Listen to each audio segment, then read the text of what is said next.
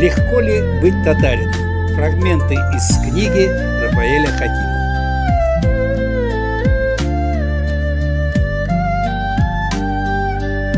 Выпуск 24. Татарский герой Бату. Цитата. Когда герои покидают сцену, появляются клоуны. Генрих Гейне. Проект «История татар» мы начинали вместе с Миркасымом Усмановым. Его авторитет среди ученых нам сильно помог в поиске нужных авторов в России и Европе. Всю концепцию семитомника мы выстраивали вдвоем, но его любимым томом был третий по Золотой Орде. Он ждал своей очереди, не вмешиваясь в работу над первым и вторым томами. Еще до учреждения Института истории мы провели солидную конференцию под эгидой Казанского университета по источникам Улуса Джучи, первую конференцию после снятия сталинских запретов. Постепенно пришла очередь полноценного издания.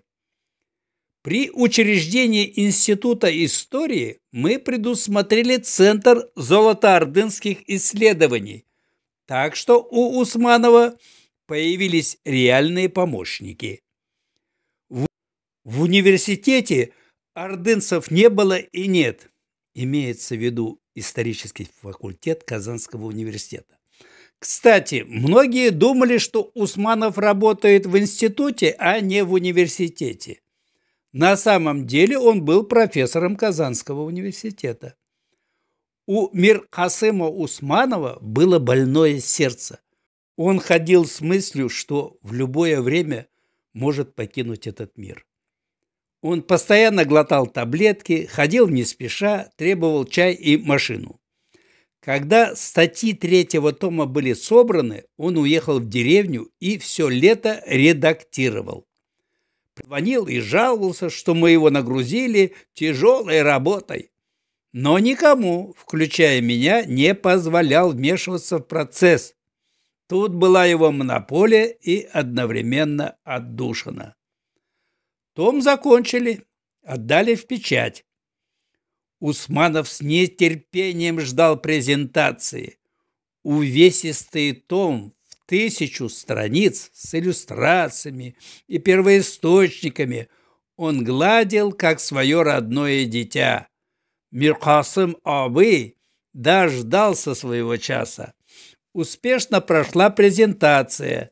Впервые в свет вышла полноценная книга об Улусе Джучи.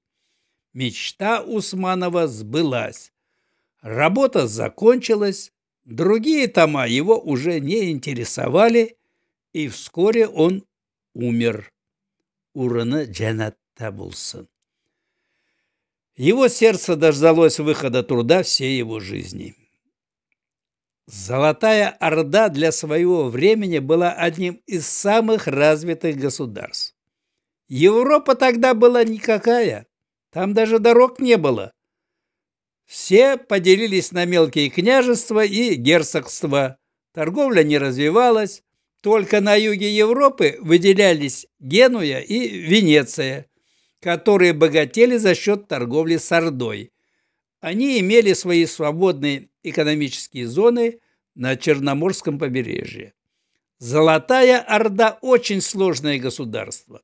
С одной стороны, она продолжение и вершина кочевой культуры. С другой, была покрыта сетью городов, связанных добротными и безопасными дорогами.